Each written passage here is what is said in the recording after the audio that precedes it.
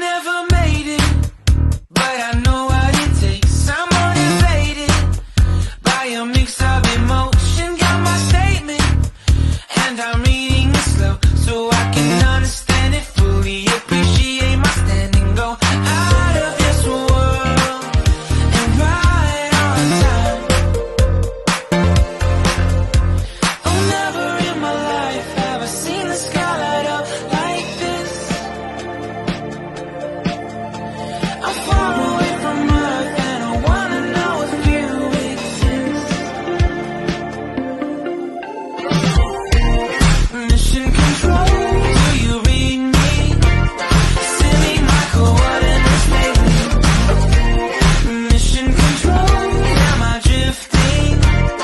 Tie me to someone who will love me, yeah. Wait, I think I'll last a bit longer, fine.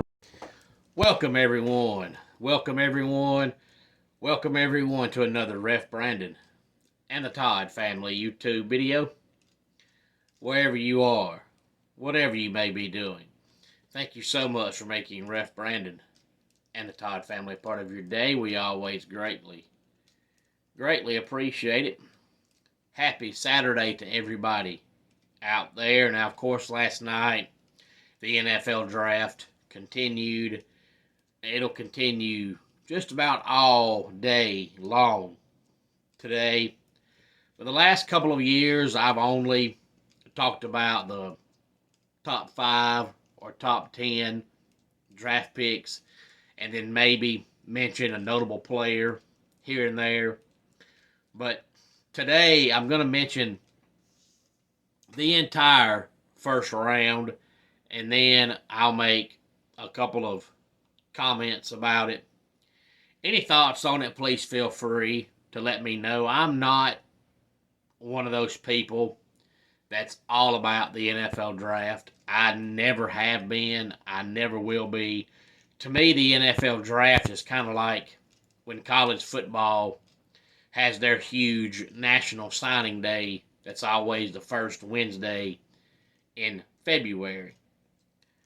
It's okay. I follow it to a point, but, not all day long, because there's just too many players that come out of high school that get to college and they're not what they were supposed to be, or they come out of high school and your team signs them and you're like, why do we sign that kid? And the kid ends up being a 5-star player that goes to the NFL.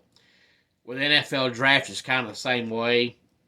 You see all these players come out of college. You get hyped about them, especially if it's a good player that goes to your team. And you're like, oh, yeah, rah. Let's raise the pom-poms. We got so-and-so. And then they get there and it just doesn't work out.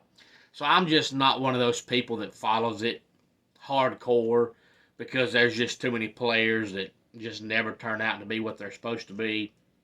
I generally turn it on, and I'll watch the first 2 or 3 picks usually, and then that's it for me. And then I'll put it back at 11 o'clock, 11:30 on Thursday night Eastern time and see the wrap-up of round 1 and see who went where. But the NFL draft to me takes too long. It shouldn't take 3.5, 4 hours to draft 32 players. If I want to see 32 picks in 3 hours, I'll just watch Matthew Stafford play football. I'm just not going to sit there. To me, it's too drawn out, especially when you know in November when the draft is going to be. And generally, typically, most of the time, the team that picks number 1, they know by February who they're going to draft. So by 8 o'clock Eastern time on draft night, it shouldn't come on and then the number 1 team be on the clock for 20 minutes.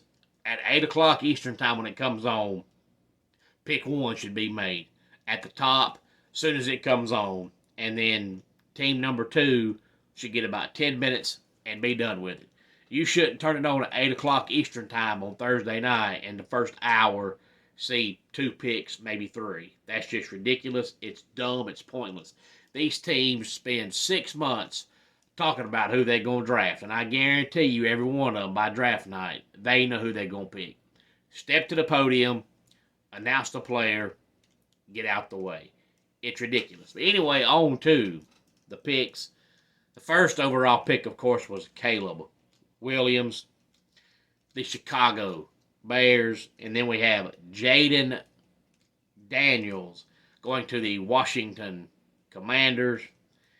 Drake May to the Patriots. Marvin Harrison Jr. to the Cardinals. Might be the first time in history we have a duo now, if the Cardinals stick with Kyler Murray, where you have a quarterback that's about 5'2", throwing to a receiver that's about 9'12". That's going to look very funny. And we have Joe Alt going to the Chargers. Malik Neighbors to the Giants. J.C. Latham to the Titans. Michael Penix Jr., the Falcons. Rome Odunze, the Bears. J.J. McCarthy, the Vikings. Olu Fashanu going to the New York Jets. Bo Nix to the Denver Broncos. Brock Bowers to the Raiders. Talisi Fuaga, the Saints. Leatu Latu, the Colts. Byron Murphy, the Seattle Seahawks. Dallas Turner, the Minnesota Vikings. Amarius Mims, the Cincinnati Bengals. Jared Verse, the Rams. Troy Fatanu, the Steelers. Chop Robinson going to the Dolphins. Quinyon Mitchell, the Eagles. Brian Thomas Jr., the Jaguars. Terrion Arnold, the Detroit Lions. Jordan Morgan, Packers. Graham Barton, the Bucks. Darius Robinson, the Cardinals. Xavier Worthy going to the Chiefs. Tyler Guyton, the Cowboys. Nate Wiggins, the Ravens. Ricky Pearsall, the 49ers. And the final pick of the first round, Xavier Legette going to the Carolina Panthers. First of all, I don't know how the Panthers expect to get better by drafting players from South Carolina who sucks. So you suck, and you draft players from programs that suck. But anyway, no shock in Caleb Williams being drafted number 1. Of course, the last few months, supposedly, Caleb Williams has made comments about he doesn't want to go to Chicago, doesn't want to play in Chicago. So everybody thought it was going to be another Eli Manning thing all over again, where he was going to say, hey, you better trade me. But so far, that hasn't happened. Now, Caleb Williams had great numbers in college, yes, but every quarterback that's ever played for Lincoln Riley has put up great numbers. But that doesn't always translate to the NFL. But if you're the Bears, you've got to take that chance, because football nowadays, whether it's high school, college, or NFL, is all about offense. It does not matter how good your defense is. If you can't score, you suck. You have no hope. And right now, the Bears' offense, it sucks. So in order for your offense to get better, you have to have a quarterback first. And Caleb Williams is better than what they had. So I think they'll improve. But are they going to improve drastically? We don't know. I feel bad for the Patriots, because I just don't think Drake May's going to be any good. You would think after Marquise Williams came out, he was all hyped up, and he sucked. And you would think after Mitch Trubisky came out of North Carolina, and he was all hyped up, and he sucked. And Sam Howell came out of North Carolina, and he was all hyped up, and he sucked, that his NFL teams would learn, do not take quarterbacks out of North Carolina. I think Drake May's going to suck as well. Yes, he put up good numbers in college, but if you look, his good numbers came against teams that were average to bad on defense. When he played teams that actually had a good defense, his numbers were not that great. And then Falcons fans are up in arms about Michael Penix Jr. I've heard numerous things. I've heard that the Falcons always try to take the best player available because if you're a team and you're trying to get better, the only way you're going to get better is by drafting the best player available. And by the time it got down to pick number 8, the best player available was Michael Penix Jr., which might be true because I think Michael Penix Jr. is a phenomenal quarterback. If I was starting a team and I had to draft a quarterback, Michael Penix Jr. might be my choice. He's great. I've also heard that it was because the Falcons have realized very quickly that they made a bad mistake with Kirk Cousins, and they're trying to correct that mistake and going ahead and drafted Michael Penix Jr. But you can't sign a player for $45 million a year and him not start. Kirk Cousins is going to be their quarterback. And I've also heard that Michael Penix Jr. is only going to be the backup for maybe 2 years, and then he's going to take the starting job over Kirk Cousins. And I've also heard that they drafted Michael Penix Jr. because they know that Kirk Cousins has a pretty good likelihood of getting injured. And when he does, you'd rather have Michael Penix Jr.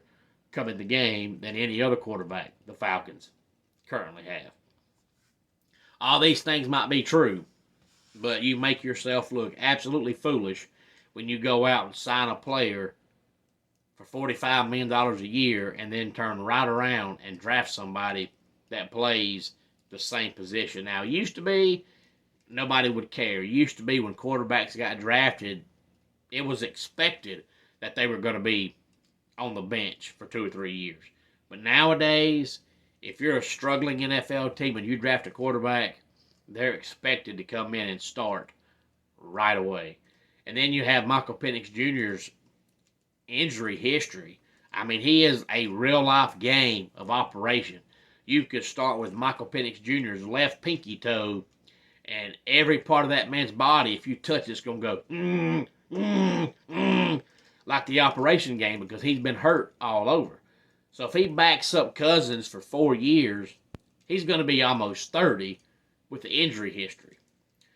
That makes no sense. I just think the Falcons are run by a bunch of idiots.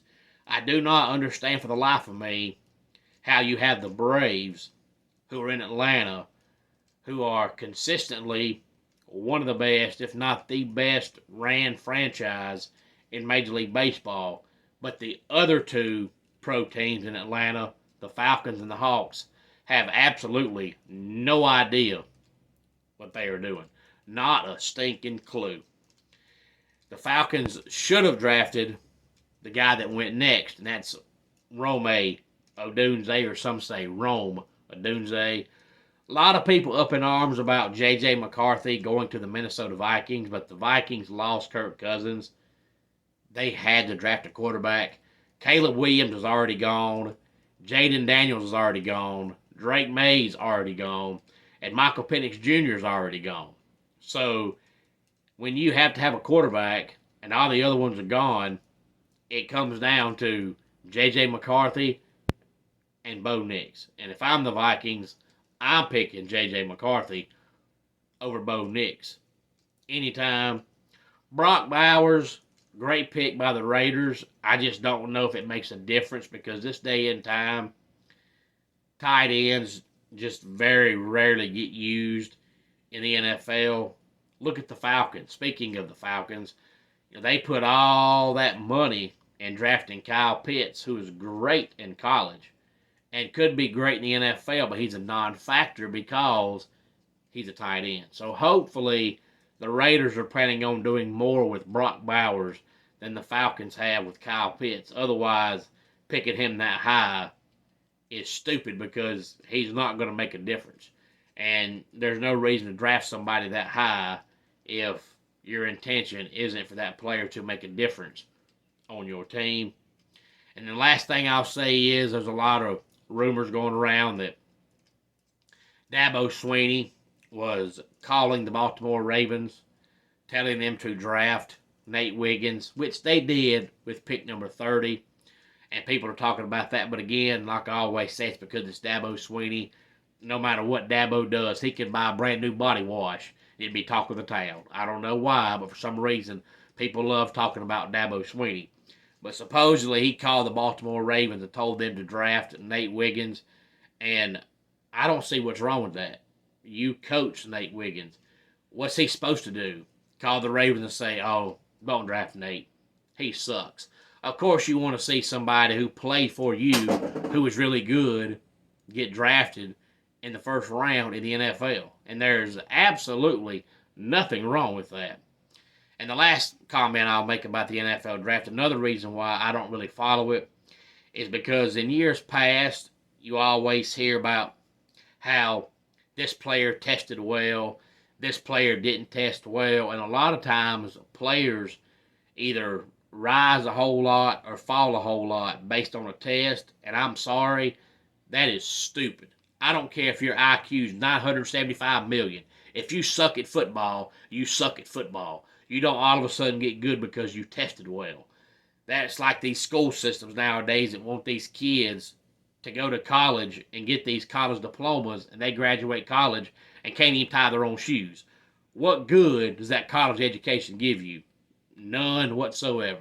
It does you no good to go out there, NFL player, and test well, and you suck at football. Guess what? You test well, but you still suck at football. Any thoughts on this? Please feel free to let me know. Let's go ahead and get our dad joke of the day in here. If a carnival does not have cotton candy or a Ferris wheel, then I'm sorry to say it, it ain't fair. And that does it for today's Ref Brandon and the Todd Family YouTube video.